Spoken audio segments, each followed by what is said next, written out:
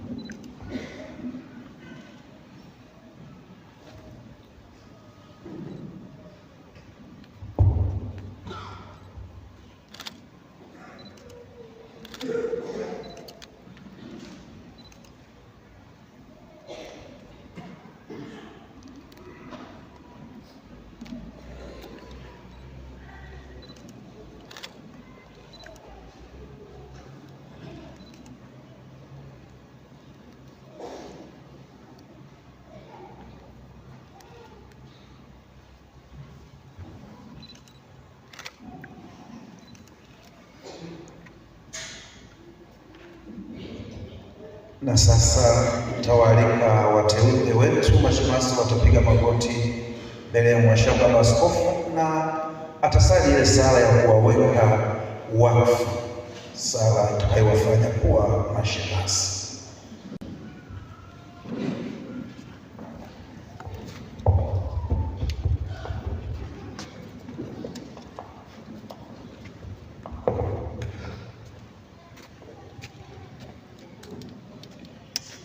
Uwe nasi, Mungu Mwenyezi, uliye asili ya neema zote na mgawaji wa daraja na mpangaji wa huduma. Wewe huishi milele na kuvifanya upya vitu vyote kwa maombezi yako ya daima. Huyapanga yote, na kwa njia ya neno wako ndiye mwanao Bwana wetu Yesu Kristo, aliye nguvu na hekima yote, huyatimiza katika nyakati zote makusudio ya upendo wako. Wewe waliunda kanisa lako, ndilo mwili wa Kristo, lenye tofauti ndani yake kwa wingi wa mapaji ya mbingu na lenye muunganiko katika viungo vyake mbalimbali na umoja wa ajabu kwa njia ya Roho Mtakatifu.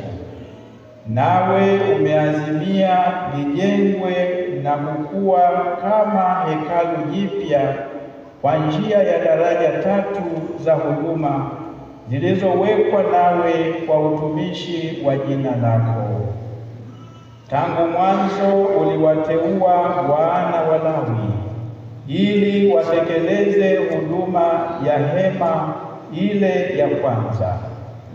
Vivyo hivyo, mwanzoni mwa kanisa lako mitume wa mwanao wakiongozwa na Roho Mtakatifu waliwachagua watu 7 walioshuhudiwa kuwa wema, ili wawasaidie katika huduma ya kila siku, nao waweze kuhudumu zaidi katika kuomba na kulihubiri neno la Mungu. Wakisha wateua watu hao kwa kuomba na kuwekea mikono, waliwakabidhi huduma ya meza.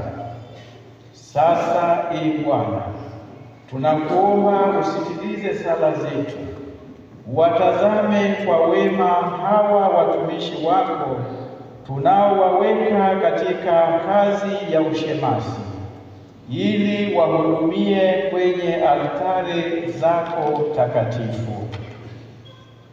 Tunakusihi Ee Bwana, washushie Roho Mtakatifu ili waimarishwe kwa neema ya mapaji yako saba, wapate kutekeleza kwa uaminifu kazi ya kuhudumia.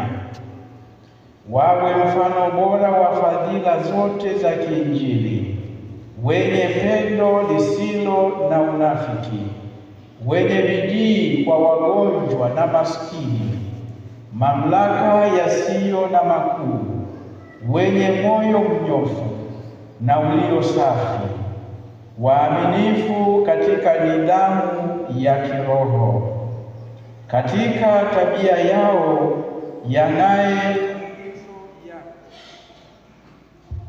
ili kwa mfano wa mwenendo wao wapate wafuasi katika taifa lako takatifu, na wakitegemea ushuhuda mwema wa dhamiri, wadumu kuwa imara na thabiti katika Kristo, hadi siku ambayo baada ya kumfuasa mwana wako hapa duniani, aliyekuja si kwa kutumikiwa bali kwa kutumikia, wastahili kutawala naye huko mbinguni.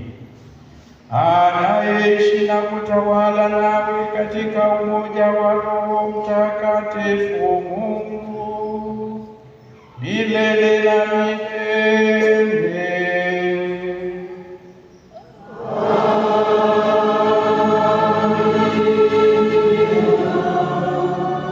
Baada ya sala hiyo ya kuwaweka wakfu, sasa hawa ni mashemasi